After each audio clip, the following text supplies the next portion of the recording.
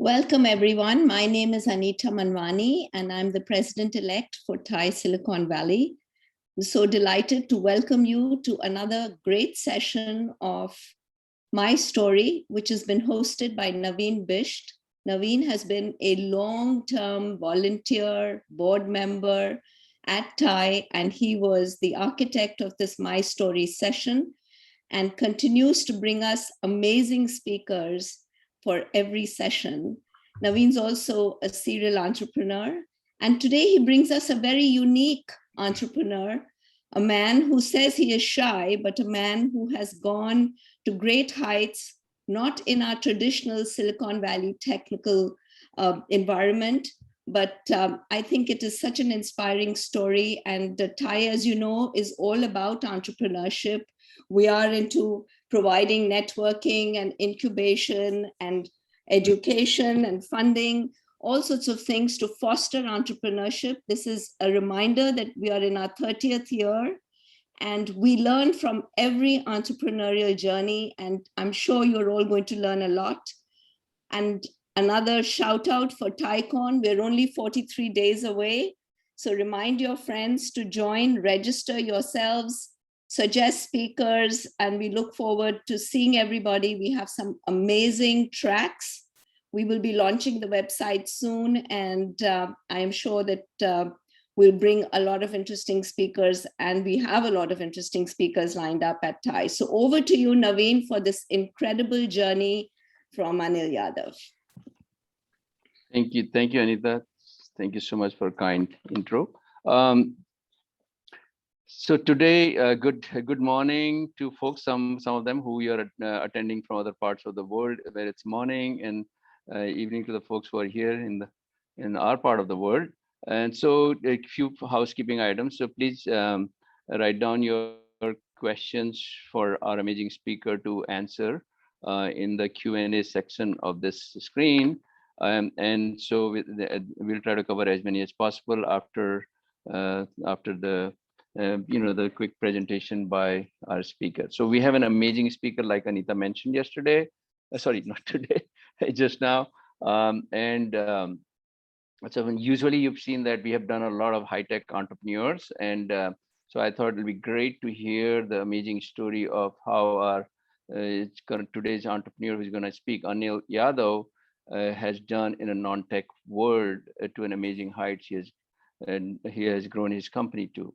And so the story starts with, his starting as an entry-level job to the very top of the restaurant and taking his company to the top of the restaurant and hospitality industry. And this is what Anil has accomplished, going from a fry cook at a Jack in the Box in 1984, when he immigrated here, a skill he can still teach to this day. So to becoming the country's largest operator of the same restaurant concept. And today, as the founder and CEO of Yadav Enterprises, and he's based in the Bay Area, he owns over 232 Jack in the Box locations in Northern California and Texas. And also now he's a franchisor, owns and operates Taco Cabana with 151 locations. And he also owns Denny's, 77, TGI Fridays, 75, El Pollo Loco, Sizzler, as well as Corner Bakery and Cafe. So hopefully we'll get some discount from Anil today at his locations at the end. And also he owns a few resorts and hotels. Also he's a partner at Tri Artisan Capital Advisors, which is a New York-based private equity firm that owns TGI Fridays worldwide, one of his brands as well. So in addition to running his business, Anil helps countless others through his philanthropic endeavors with partnerships with Denny's No Kid Hungry campaign, Jack in the Box Blessings in a Backpack, the March of Dimes, and the Big Brothers Big Sisters.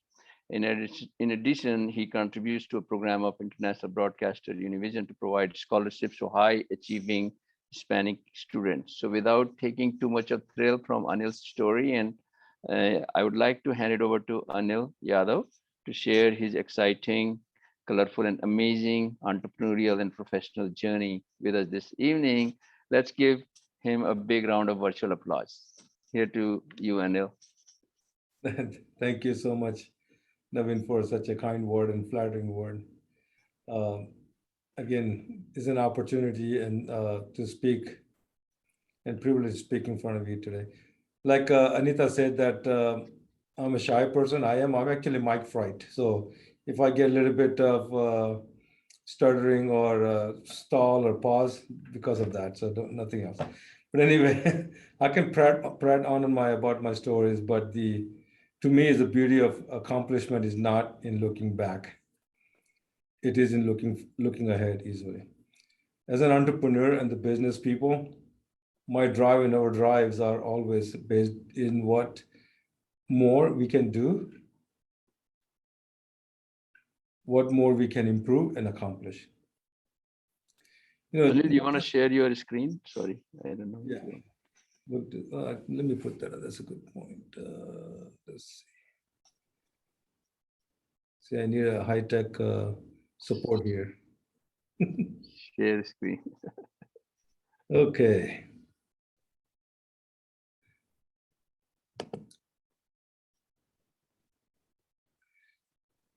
Pause.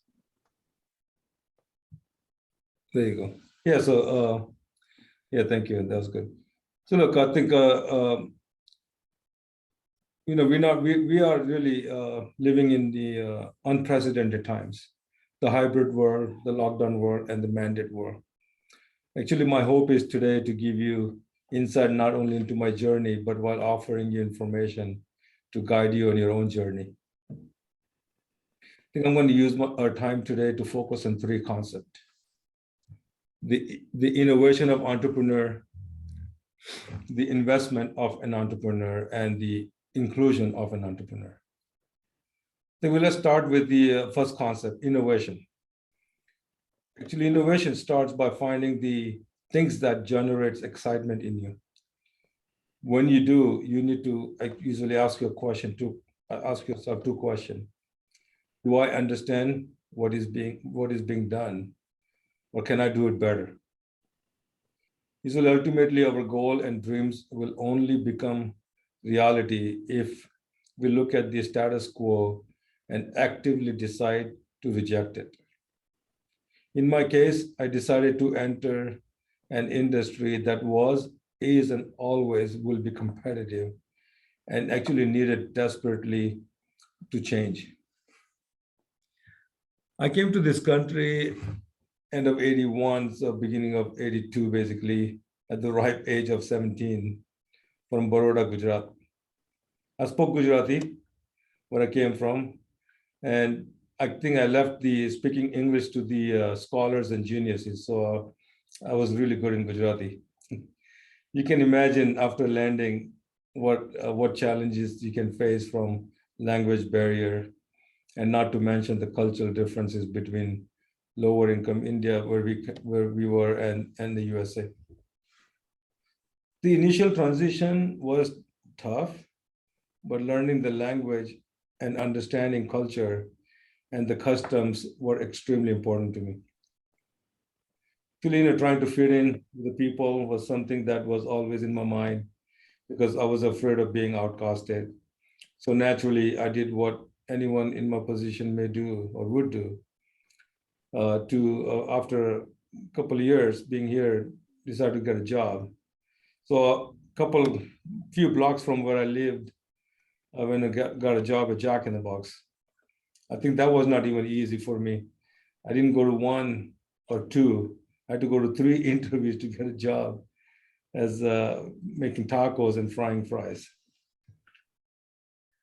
Actually, at the end, I did ask the manager, person who was interviewing, I said, are you really going to give me a job, or are you just going to keep calling me back? I think they felt sorry for me. They gave me a job. Usually say, well, we got opening for Friday, Saturday night, graveyard shift. I said, that's perfect for me because during the day, I was going to the school and going to the, educating myself. But after joining the job, I learned very quickly that I would have to work twice as hard to move ahead because of a couple of things. Of course, my language barrier and actually lack of confidence I had at the time. Although, and one other thing is the learning experience about the culture we talk about. First 3 months into the job, I just love to share this story that At Friday night at 2 in the morning, I was out there helping bagging the fries, and the couple of African American people comes in with a gun and yells at me, "Hey, this is a stick up." And I said, "Huh?" Not understanding what they're saying. The guy looking at me, I'm 6'1" tall, and he was tall, and said, "Let me knock this guy out." He just smacked at my face with his gun, basically. And while he was doing that, his gun even ran off and burned my side of the face. It was pretty scary. Actually, that was actually felt one time that not speaking English was blessing, because I just played dead after that. Tried to get me up to open the drawer, but I just acted like I can't even hear him. That was funny. I quit my job actually after that. And after like a couple of months, the manager kept calling my older brother, who was kind of my family, say, "You're not going back to work." They convinced him for somehow to say, "Hey, he's a good worker and it'd be great to have him back." And they somehow decided to let me go back to work. I'm glad I did. I got a lot of stories I can tell you, but I'm not going to bore you with that. But I had to teach myself many positions in Jack in the Box in order to showcase my ability to do more than what I was asked of me. Not just that, I would make improvement with the workflow and processes on my own, because I knew that I could do it, and just a matter of showing my superior that I have ability to do it. My goal was at the time to get promoted to team leader, to be a system manager, and hopefully one day I get positioned to be a manager. I somehow in me I never felt like I had a ceiling, as long as I thought as long as I worked harder than anyone in front of me, that that was, to me, was an American dream, if I look back. My goal was to, get from being a fryer person to go work on the grill, and eventually go in the front taking the order so I can interact with the guests. I guess you could say that I was cross-training myself at work and at the school so I can learn more English.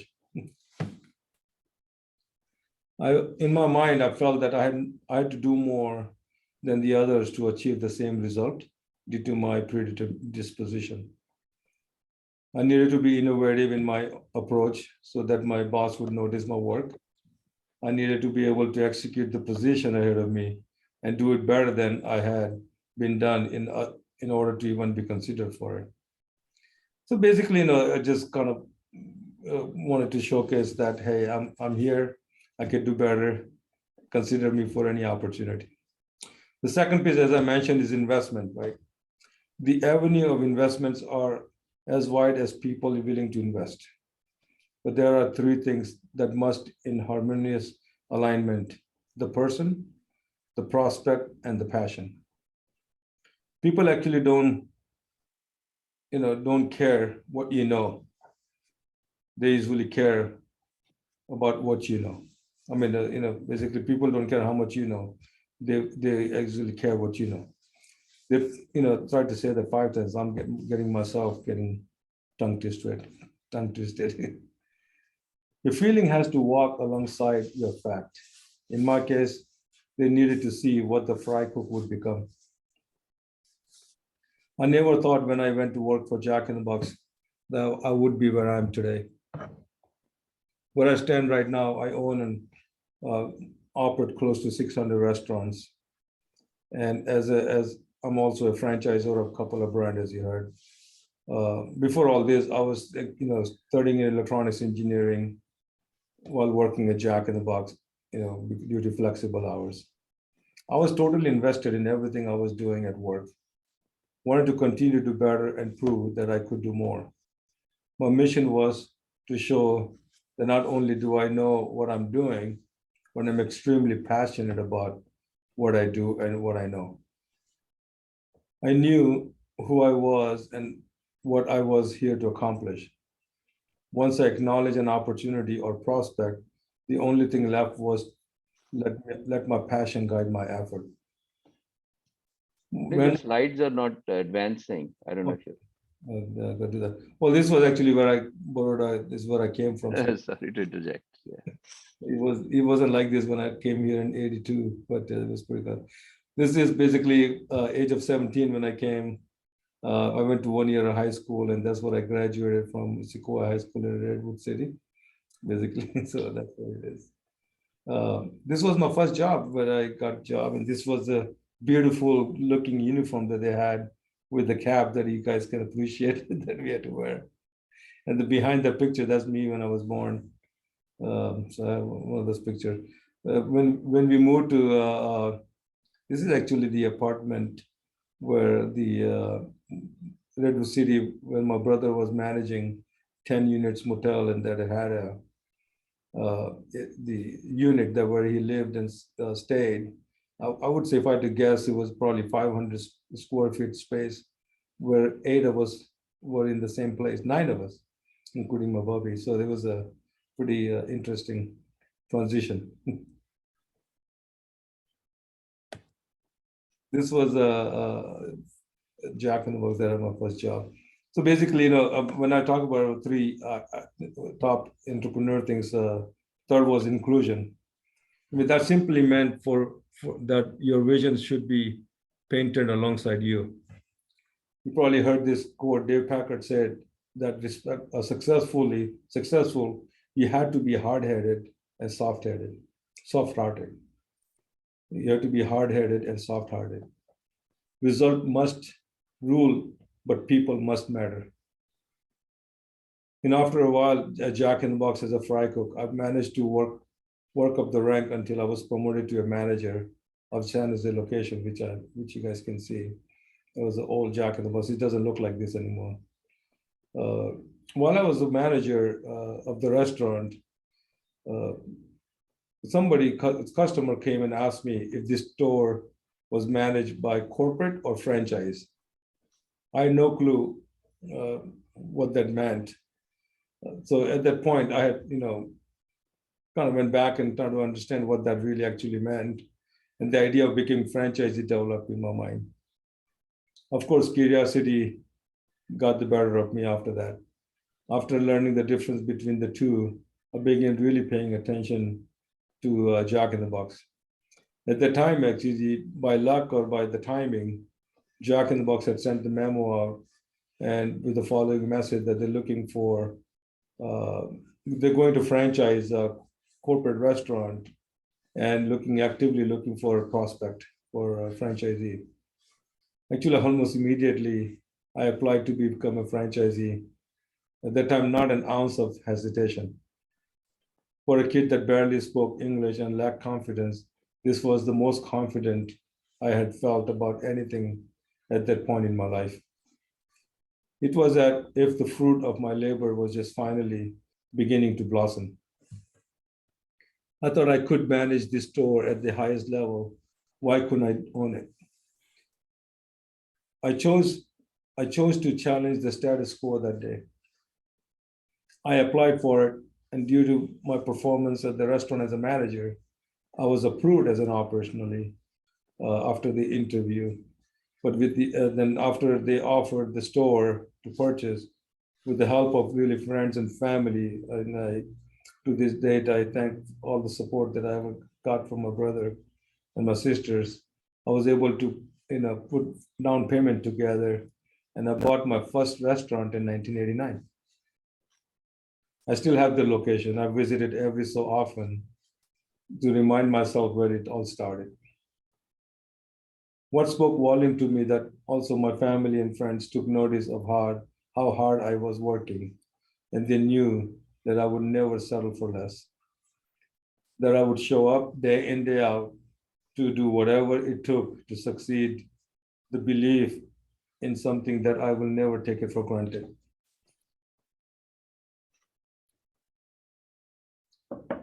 Now, actually, the other enterprise started at the time. It was, the name was created after a while, but always due to desire to do more than I was doing before.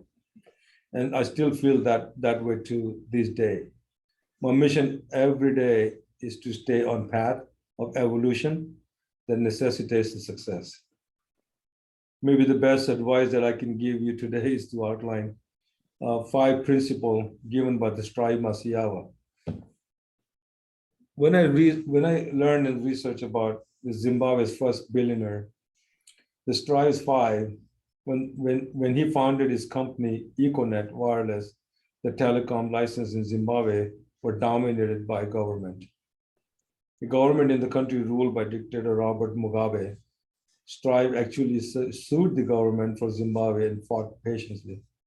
Despite hardship for 5 years before the Supreme Court ruled in his favor, and he continued to patiently wait for the result and continue to fight. He was an engineer with an idea, and today is a billionaire with operations in 17 African countries and someone with a great economic, social, political influence. Here are the 5 principles he shared with Forbes magazine, which really, without learning those, it fits the philosophy that I adopted, knowing or unknowingly. So always find a unique need and fill it. I think odds of any of us becoming the next Google, Facebook, and Twitters are remote. That does not mean one amongst you will not invent something that makes you instantly great. I want to share with you that when I look back over 3 decades and across many franchises and 4 or 5 brands, that major brands that I own, I always look for an edge. For someone, it is an acquisition. For others, it is combination. For me, it was both. That resulted in consolidation as a majority owner in my many brands. And I can tell you, if you don't want advice, take it from Shaquille O'Neal, who says that same thing. To be an influencer in franchise world, you need a seat at the table. That comes when you are consolidating your businesses so others see your name more than once in everything they evaluate. Second was be relentless. Zig Ziglar, who was a really great coach and has taught many speakers, said that life is tough, but if you are tough on yourself, life will be infinitely easier on you. It is a good thing to not to take yourself too seriously, but always take your work seriously. Third was don't give up. I know it sounds like cliche, but remember that it's never too late to start, but it's always too early to quit. I never let any fear hold me back. In my journey, I had many moments where I felt like giving up after a challenge. I give you an example. I mean, in 2003, I grew my business too fast. I had an opportunity to buy one restaurant, then I bought second restaurant, and there's a little snapshot I'll share with you. But 2003, I had 7 restaurants as a franchisee, and the corporate decided to refranchise. They called me if I was ready to buy 25 more restaurants. I was so excited. I said, yes, I'm ready. I thought I could do what I did with 1, 2, or 3 store acquisition that I could do with 25. Let me tell you that even that event where I was, grew to the point that I could do that, I learned very quickly this restaurant that I bought, they were not buttoned up. I was putting a fire in every restaurant. The store that I purchased was not properly staffed. They had many issues. So basically, I went making over, I would say, so much money to losing so much money in the next year. This event actually went on for a couple of years. It almost put me into bankruptcy. I went almost out of business, and due to trying to put the fire and stay in the business, actually that's when my health problems started, also from the stress. Corporate saw that I was really putting a lot of effort and ability to try to build the business. They came back and say, hey, we will be happy to take your stores back. But I said, you didn't put a gun to my head. I made the decisions. I'm going to find a way to get myself out of this hole. I never gave up. I could have easily given up, but I always believed in myself and my ability to put the fires out. I did put the fires until I was able to sit back and find a way to grow again and do it all over again. I learned very quickly, always have infrastructure and the people to support you before you take on more responsibility. Learn very quickly at the time, leveraging yourself, right, was the most important things in order for you to consistently be successful economically. I managed to bring those restaurants to profitable level, and after that, I have so much success stemming from one business owners, stemming from other businesses owners who ended up walking away from the business because they gave up a little too early on their ability to make it work. So that was really my recipe to success. I had many successes from those transactions where I bought them out and turned the business around with hard work and kept them running. The path of least resistance is rarely the most productive. Fourth was like pray. I'm not a religious man, not that I go to temple every day, I'm a religious man. But I would like to add that the will and the skills are closely aligned to the spirit that guides the motivates that. For most, that is God actually. And if the religion is not your thing, it boils down to sheer acceptance that your vision is boundless and you're working to illuminate the biggest picture. The fifth was give back. The immersion said, if you want to pull me up, you must be on higher ground. Always give more than you have. It will pay off in the long run. In my journey, I have helped actually, looking at how do I give back, other than the being involved in a lot of charities and a lot of organizations that's really giving back. And there's the kids, and there's the backpack for Monday Matters and all those things. I've helped a lot of people that helped me in my journey. Actually, the manager who hired me as an employee in 1984, I helped him become a franchisee of Jack in the Box. He owns 3 Jack in the Box in Dallas. The person who actually recommended me to get a job, I helped him to become a franchisee and being a successful businessman. I mean, you kind of look back and say how you can help individuals that has really made a difference. And I heard my good friend Chris Dunham, who's a great speaker, by the way, offered by him the word glow. It was always, glow was like, give more than you have, to leave more than you take, offer praise to those around you, and actually wait for true applause. The way they approach my work ethics and everything is like driving a car. What is the first thing you need to do when you want to drive a car? You need to start it. Start is basically start from your start, not yesterday or history or actually any mysteries. Start from now. In the early 1990s, the industry was changing and every organization was rebranding themselves. Healthy food was becoming a concern, so it was right time to enter in the market where the focus was on something new. But the delivery of that something new would have to be already established. I decided that I knew enough of the market from within and had the burning desire. The principles of starting from start is in remembering the key fact that in order to be an entrepreneur, you either find a new way of bring to market that is needed, or you look at the existing route and decide that you would add specific parameter that would allow it to excel. The restaurant business, like most other business, it's all about operational efficiency.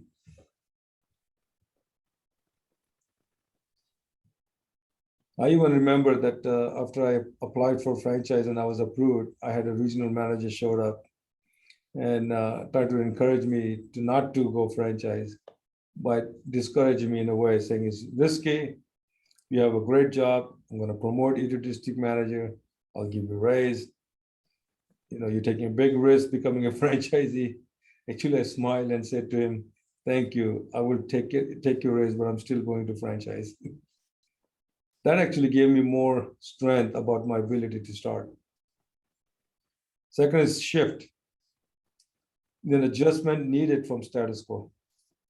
To keep with the times and the above mentioned need, I decided that there would have to be a marked difference between calculated risk and outright gamble. A calculated risk weighs the pros and cons so that you know of downsides. In the shifting phase, you need to know what would you be comfortable sacrificing. As a gamble, of course, can pay off, but in gambling, the percentage of losers outweighs the percentage of winners by a ratio of 99 to 1. Just look at Vegas if you don't believe me. If we gamble, be prepared for the house to win, actually. Third is steer. It will never be straight line, we know that. Many twists and turns, no difference in the business. After buying my second restaurant in 1991, unfortunately, Jack in the Box restaurant had an E. coli breakthrough began out of Seattle, and it was just devastating. I bought my first 2 restaurants, and I'm all excited. Second restaurant I bought in December of 91 and 92 January. We hear the news that Jack in the Box had an E. coli breakthrough, which actually was really bad. It was kind of tainted meat. Those of you, if you remember, it actually got a lot of people sick. And, unfortunately, one of the young girls also passed from eating the tainted beef. Not Jack in the Box fault, but the distributor had delivered the bad product. As a brand, the whole brand at that time was down like 50% for the year, 45, 50%. It was hit hard.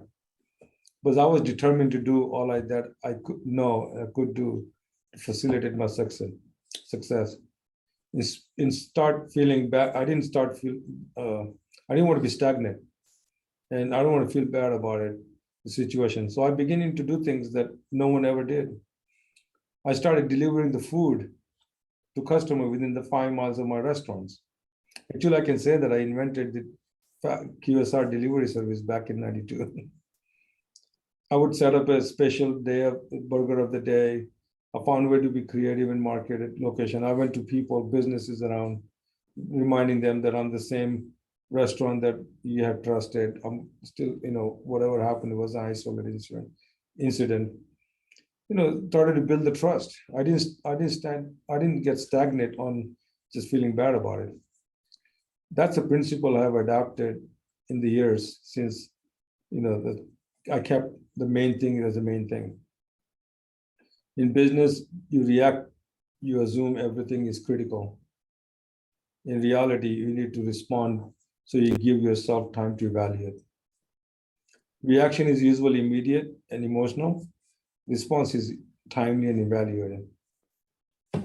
Next is like swear. Avoid pothole. This is about trade-offs. John Maxwell says you can pay now or play later, or play now and pay later.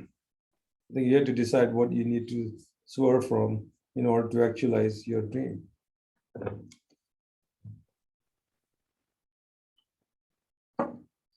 Entrepreneurship requires and demands avoiding things that do not matter.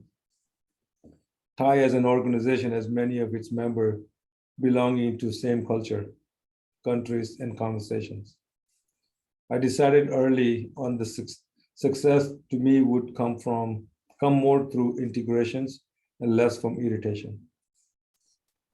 Wanting others to accept me because I felt it was right to take backseat to finding others who could increase my visibility, enhance my vision, and establish my victory. Find the right, not necessarily everyone who is just like you. Avoid the traps of closed-mindedness. Last thing when driving is stop. Know when to say when. it's very easy for as an entrepreneur to continue to push something and continue to fight for something that is not giving you the result. In each category of existing, there comes a time to know when to say stop. Probably heard this before. Kenny Rogers' most popular line was, you need to know when to say, you need to know when to hold them, when to fold them, and when to walk away. I guess we're sticking with the Vegas theme here, but there's no difference in the business as well. Look, to wrap this up, I would like to turn this around to you all. There's no doubt that all of you value your hard work as a tool for your best success, but implore you to take deeper look in the mirror. The reason I say this because all of your desire, all of your motives in every avenue in life comes from within. Whatever that has been accomplished in the history of the world has been accomplished by another human being that breathes and bleeds just like the rest of us. Remember that there was nothing special about them until they accomplished what they set out to do. No dreams out of reach so long as your approach is in line with your destination. And the beauty of that is that destination may change many times after you start the car. But I want to reiterate that I was studying in electronics engineering, walking down another path until this path that I walked on today became too apparent to avoid. Evaluation is part of your path. Believe that.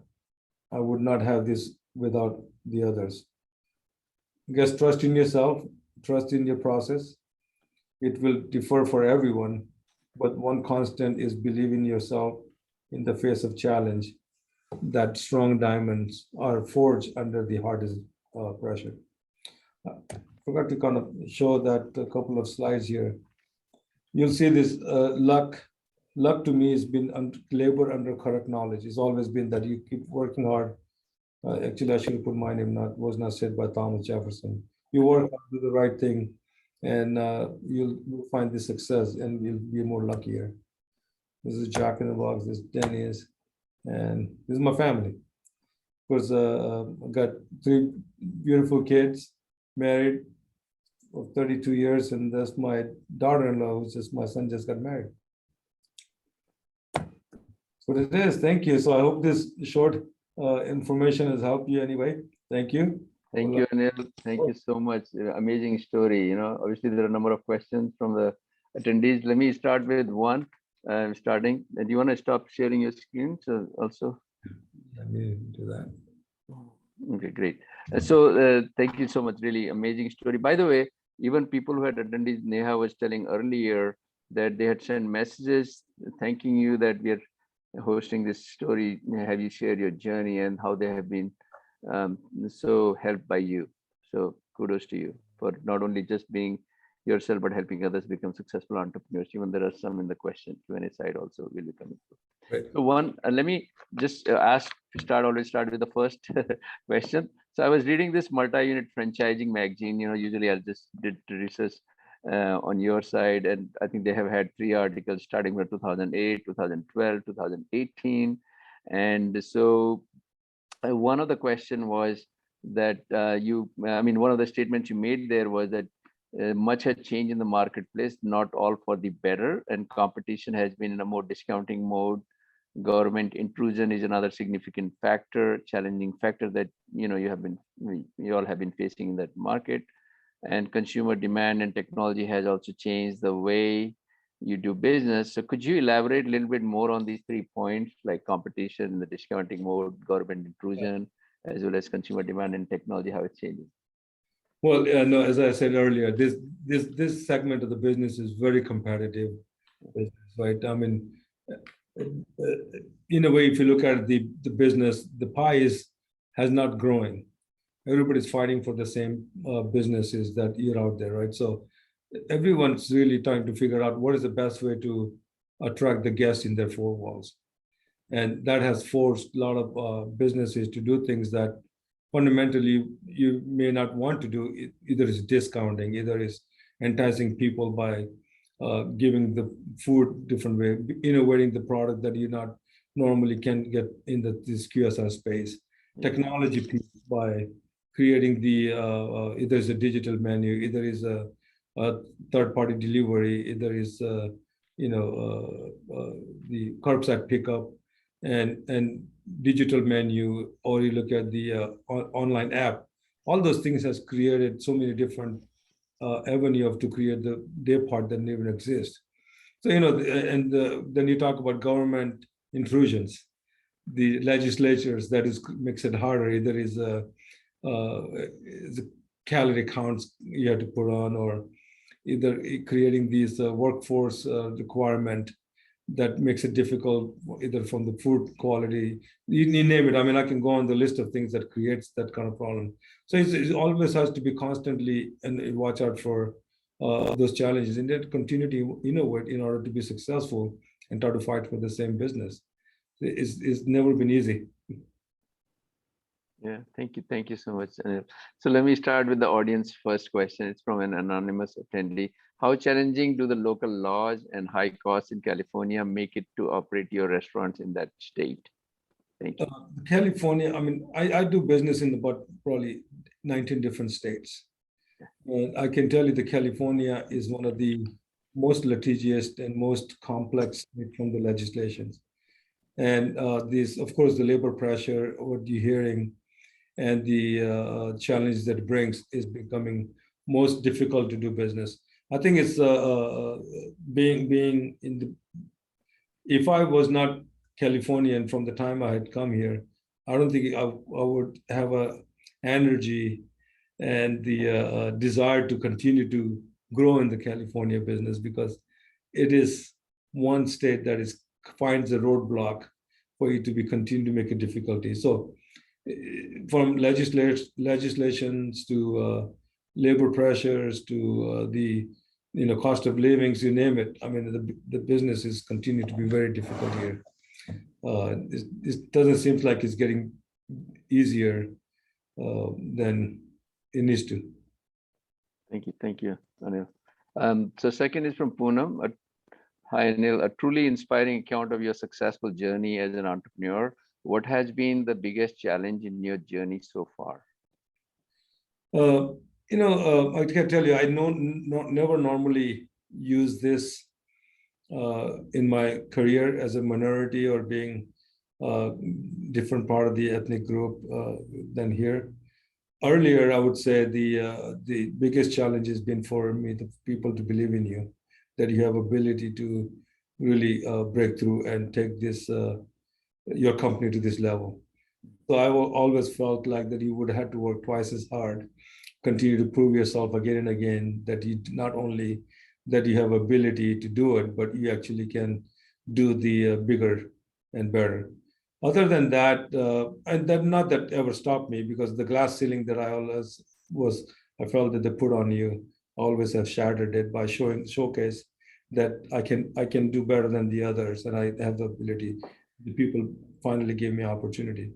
The other challenge is that I would say that in this industry, that if you don't continue to be innovative, and if you don't have a culture of taking care of your people, success of your being continuous success will be very difficult, because at the end of the day, this business is all about the people that you have in you, because we expect them to do the engineers work with paying the minimum wage, basically.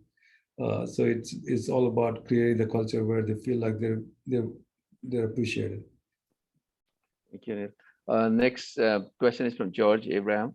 Anil, very inspiring story, amazing growth trajectory with all the franchises. I have two questions for you. What made you get into other brands instead of just accumulating more Jack in the Box boxes? And to do multiple brands create any additional issues as far as strategic vision? Yeah, good question. So number one was that when I was growing with Jack in the Box had the limitation that how big one franchisee can get. So that was always on the back of my mind. And diversification was important because you put all your eggs in one basket, and not that Jack in the Box. I think Jack in the Box has been a great to me. That has been really successful. They had the limitation that it cannot be more than 10% of the brand. So very quickly, I was getting close to 10% of the brand. So I always felt like I would have to, in order to continue to invest and grow your business, you should diversify, and always look for the complement to business, basically non-competing, different customer base, different potentially geographically located. So that way I'm able to benefit from the time that when California, like winter is busy, and some part of the country winter is slow. Stuff like so, and those were the driving force. But I tell you, diversifying was the biggest benefit that I had, because it gave me perspective to different businesses, also opportunity to take advantage of other concept that was totally different customer base. Okay. So next question is from Mini Suri. How did you change the business model of 25 restaurants that took you to success? Actually, one of the biggest learning was from that was to have a infrastructure to support the growth. I think we sometimes, I always use this phrase a lot. When we drink your own Kool-Aid, you'll never know if it's bad, because you're gonna always say that everything's good. So I always thought that I can continue to do what I did with a smaller number of units. But then buying 25 stores really taught me a big lesson. Not only you had to leverage your self potential properly, you had to have a cash, for any rainy days, and you had to have a people to support you, and the right people to support the organization. So you could get your message carried forward faster. You cannot be multiple places at the same time.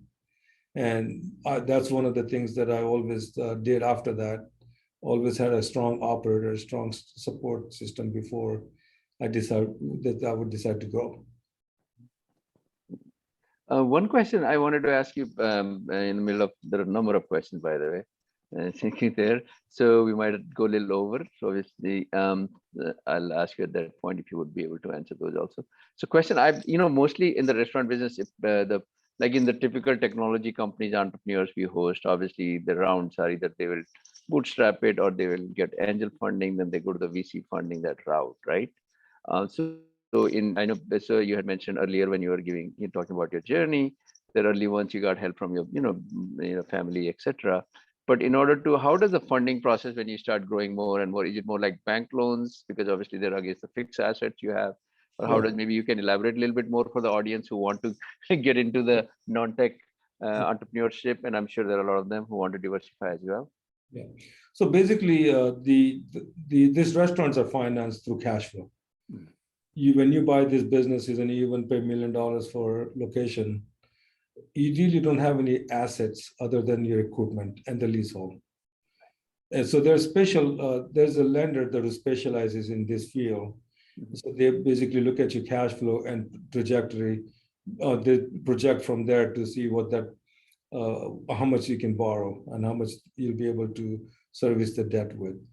So in my case, that when I bought my first restaurant, for example, it was doing $850,000 annual revenue. Within a year and a half, I took that restaurant doing $2.2 million by taking it to the guest. So when I bought the restaurant, it had a certain cash flow EBITDA, but by the time that year and a half, I quadrupled the margin. So the bank looked at that and said, okay, well, I have ability to turn the business around. So when I went to look for the second restaurant financing, so I was able to do it for, like, for example, 10% cash down some cases, but typically the value, you're able to finance those businesses with 20 to 25% cash down.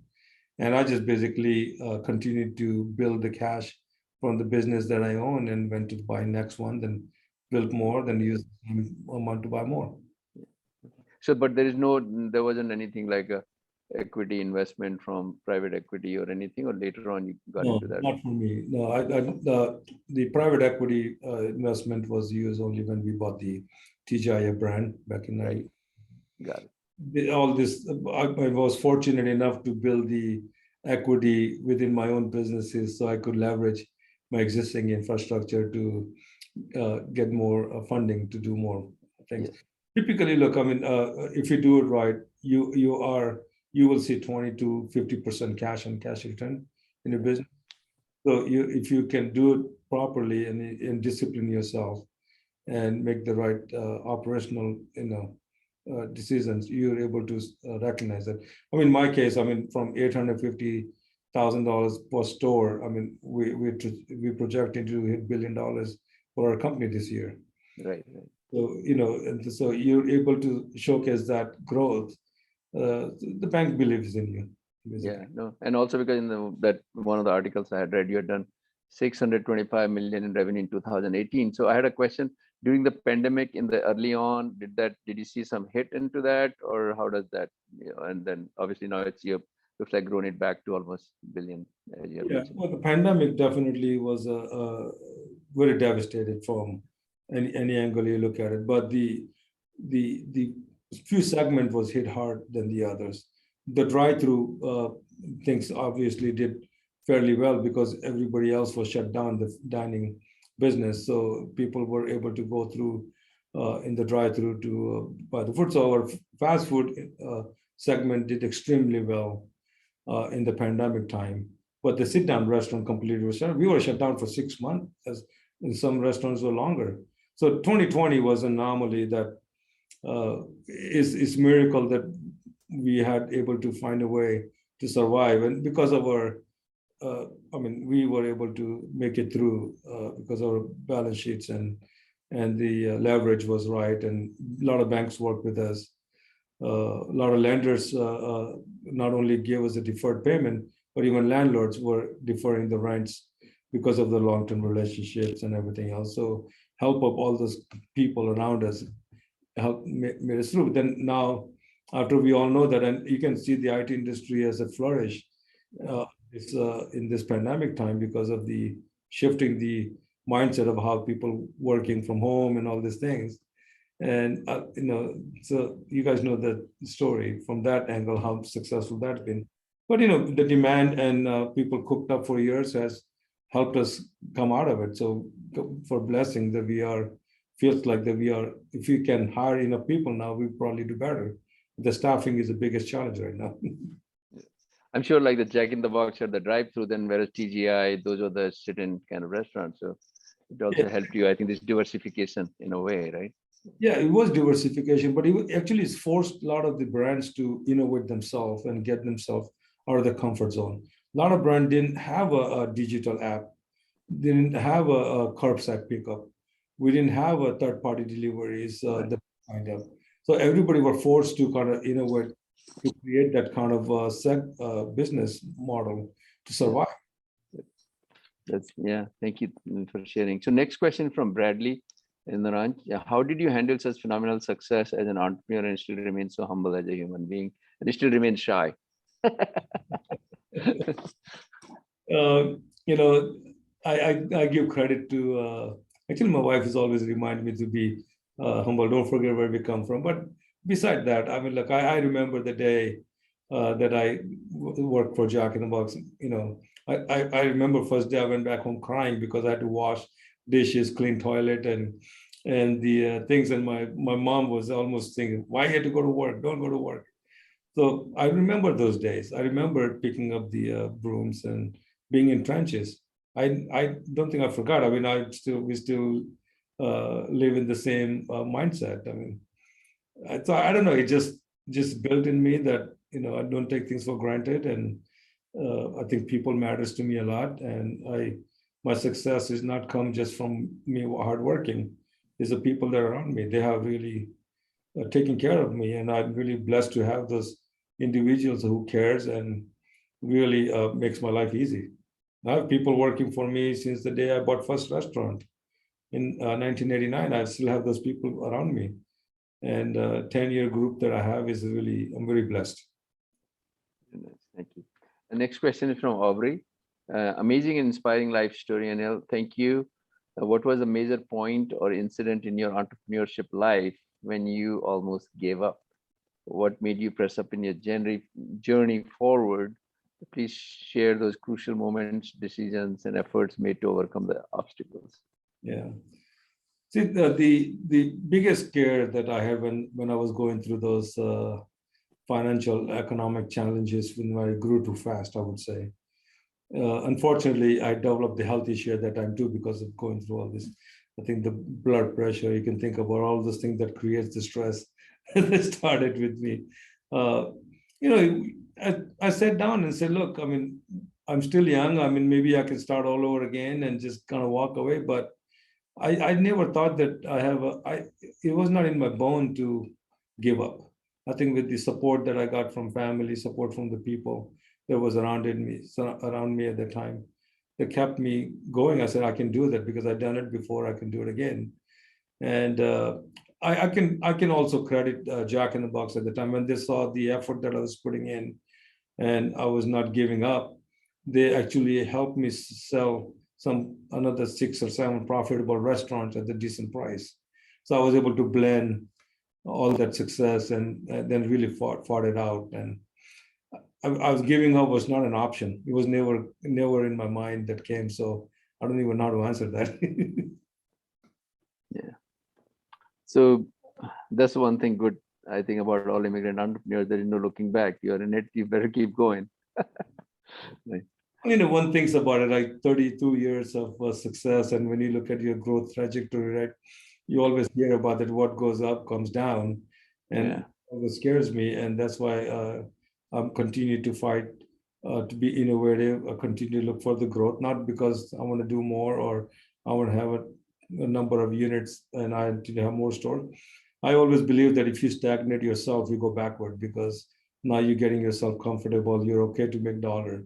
90 cents becomes you're still okay. 85 becomes then you're still okay. Then next thing you know, that you're figuring out how can I stop this sliding scale. Yeah. I always wanted to be continue to be in growth mode, so I'm continue to be innovative. Thank you, Anil, for sharing that. So next is from Dharmesh. I'm one of them, who Anil helped me where I'm today with 11 stores as a Jack in the Box franchisee.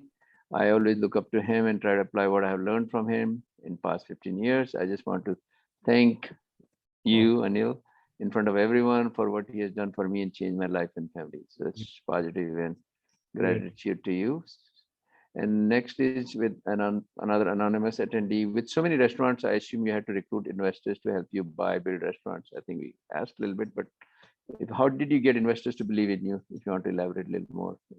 I think the investors, there's really no outside investors. It's the lenders basically that have helped me grow, because when you see the constant growth in your EBITDA margin by really continue growing the four-wall, by having four-wall executions, and the sales trajectory goes up, the bank tend to believe in you, tend to give you credit for something that you think you can do future.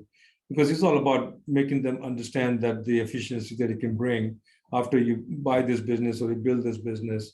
And if they've seen your track record that you've done it, they tend to give you credit. So that's been my blessing, that I've been able to keep the promises and keep the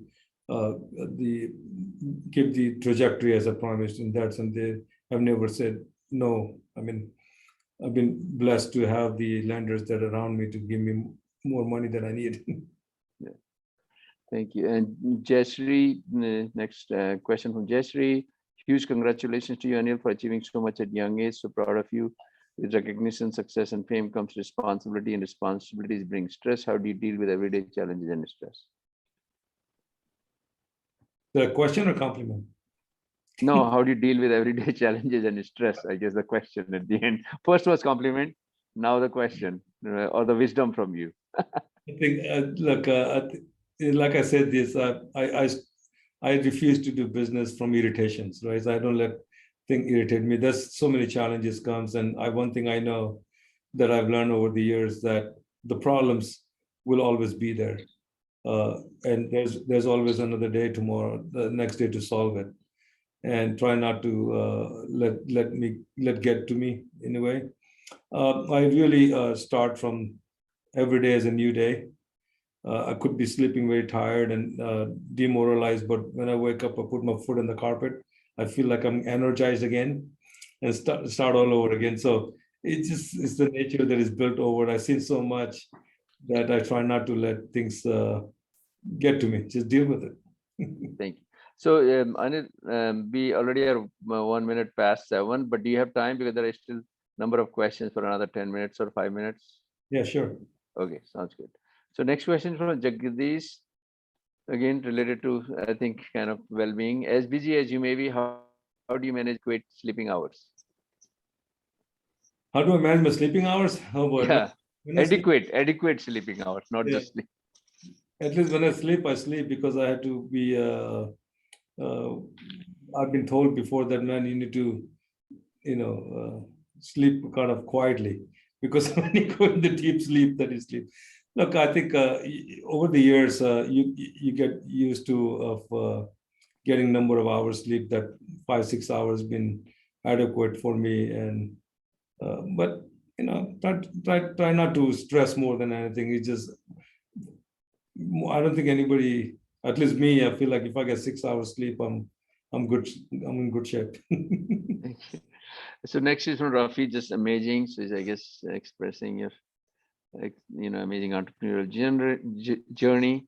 Next is from Venk Shukla. When it comes to technology for the restaurants, are you an early adopter who takes risk on new technologies ahead of the corporate headquarters, or do you wait for the corporate or other big franchise to bless it first? No, that's really good. I'm being a largest franchisee in each brand that I am, plus being a franchisor. So I'm always finding a way to be first in many things, because having exposure to see what other are doing. So I'm usually an early adapter, at least, or I'm the one that usually go to the corporate franchisor to head, let's adapt that. And then next is from Andy. How do you hedge your labor and food costs with inflation rising?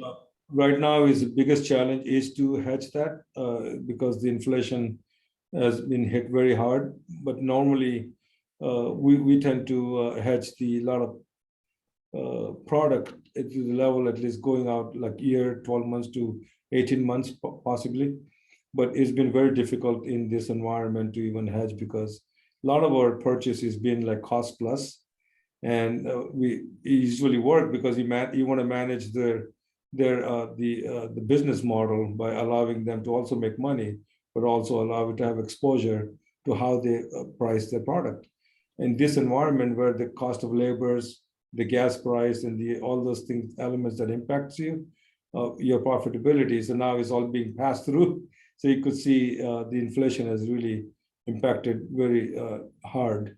And I'm sure you guys seeing the price in the grocery stores and gas stations and restaurant. We can't keep up with the price increases with inflation. It's really eaten up the margins pretty drastically since pandemic. The next question with Dr. Ramesh Jolly. This is tremendous success. I think you already answered the question, how easy it was to raise capital for this growth. Unless you want to say something more, but. No, I mean, like I said, I've just been fortunate because I've been able to showcase that I'm able to deliver what I promised to the lenders every time. And the franchisors also believe in you because you do things what you're supposed to do, and you run the business effectively, so they give you opportunity to grow when there is opportunity. Next is from Anirudh Yadav. Is he related to you? No. What's the main thing which drives you to overcome negativity and demotivation? Ignore. Okay, I will ignore. As a franchisee, and an anonymous attendee, as a franchisee, do you and your team make a significant effort to drive revenues, or do you depend on the franchisor to do that? Also, are you interested in adding additional brands to your business at present? So the franchisor's goal is to give you strategy, right? They give you the names, and they give you the certain aspect of the business which impacts as a brand, it's actually franchisees' responsibility to execute those strategies and to the highest level. So you could see the success that you want to see in your four walls that you operate under. So you have to, the franchisor cannot do the job for you. Every restaurant operates differently depending on your ability.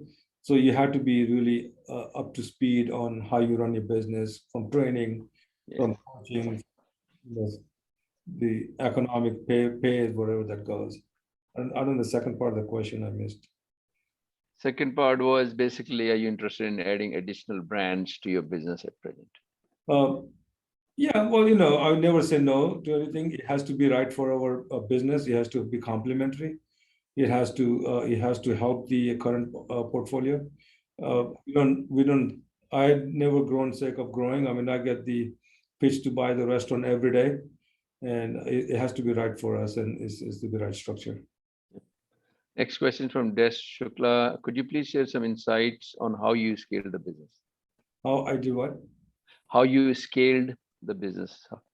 I think, yeah, similar. I mean, basically, I'm always in a growth mode. And when you're in growth mode, you always have a bench and the people with you to take more responsibility. And the opportunity comes, and we just scale it based on it's repeating the same thing, doing it over and over. So we basically buy, then increase the cash flow from that and leverage that to the next. Seems like you mentioned earlier, right? Yeah, but usually, look, you buy the business based on the cash flow. So when you go into the existing business, you know what the EBITDA they were running. Now you have to see, can you improve that EBITDA? Can you bring the efficiency from your current infrastructure to take some down some costs? And with being in the business so long, you tend to kind of get that sense. Feel. So you're able to recognize those very quickly. Great. Yeah. Next question. I want to be cost about your time. So Yogi Chug, you have diversified immensely. Congratulations with your phenomenal success. What are your plans for the future as the franchise building evolves in the future? I mean, the trends in your franchising industry, I guess. Well, I think I'm entered in the franchisor world right now. I own the brand. I'm the franchisor of Taco Cabana. Right. Franchisor of TGIF, and I'm a franchisee of some major legacy brand that has been successful. And we're going to continue to grow where we can, and we're going to franchise the restaurant that we have as a franchisor and grow from the franchise world. The way I grew for my brand, I'm hoping that other franchisees can do the same for my brand that I own.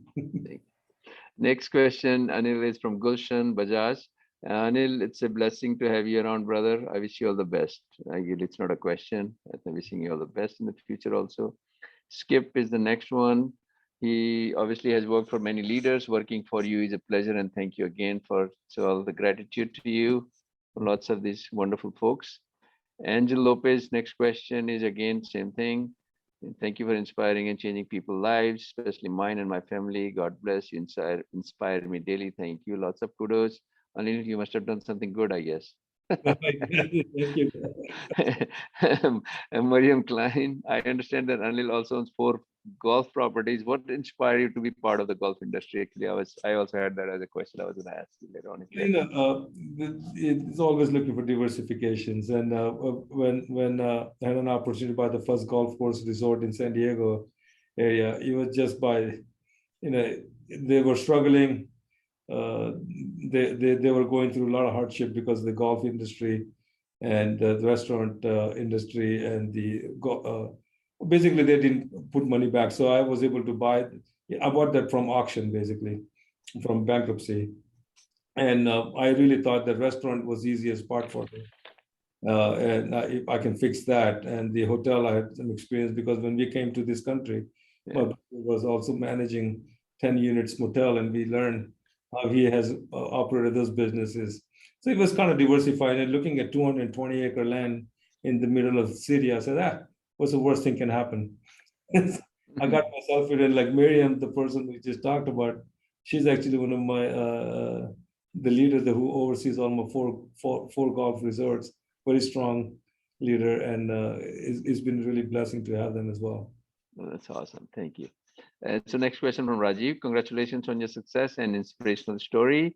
what advice would you give yourself if you're starting out now with all the experience you have had? My goodness, I probably would have a 2,000 restaurant by now. If I knew what I know now today, if I knew 30 years ago, just kidding. I guess you just keep doing what you've done, and I would do it all over again the same way. Okay, all right. So the last question from me is, any words of wisdom for aspiring entrepreneurs, trends and opportunities that you see today in the hospitality industry who want to, get into the hospitality industry, basically? I think understanding the segment, right? Understanding business. For me to make a decision to buy a business worth $1, $5, $10, $100 million is easier decision than even investing $100,000 in the segment that I don't understand, right? So I think if you guys, anybody wants to diversify or invest in this segment, just understand the segment a little more of how this economic works, and is the cash flow business. So you do have a tangible things to look at it, but is the fear of buying something without any asset is the hardest thing to cope up with, because you're paying $1 million for the unit sometimes with just equipment value. Mm-hmm. And when they don't own the building, they don't own the land a lot of times. And they say, well, I'm going to pay you $2 million for this business, but you have to understand the economics. And one of the things I always tell people, and if some of the people that are listening to me, that I use this a lot, don't let fear ever hold you back, because fear is what makes a lot of people decide to go forward, not unknowns. If you believe in it, take a leap. If you trust it, make a decision. Don't leave it for any room for guessing yourself second time. So. Thank you. And by the way, I had told some of my friends to attend the thing. I said we might get some discount codes for the food tomorrow. Just kidding. Anyway, thank you so much, Anil. Really great story. And so many people obviously have, been. You can see that there are like still 25. And I'm sure some people might have added some more questions, but really, really appreciate you being here and coming out of your shyness and pushing you into the discomfort of sharing slides since yesterday. And so thank you again, really, and we're really great to have you. And so we'll have our next event on April 19th for all those attendees if you want to listen to a tech story now. So we really, so please register for that. And Anil, thank you again for. I know you didn't want to do it, but I said, please do it. Thank you very much. I appreciate it. Thank you. Thank you so much. All right.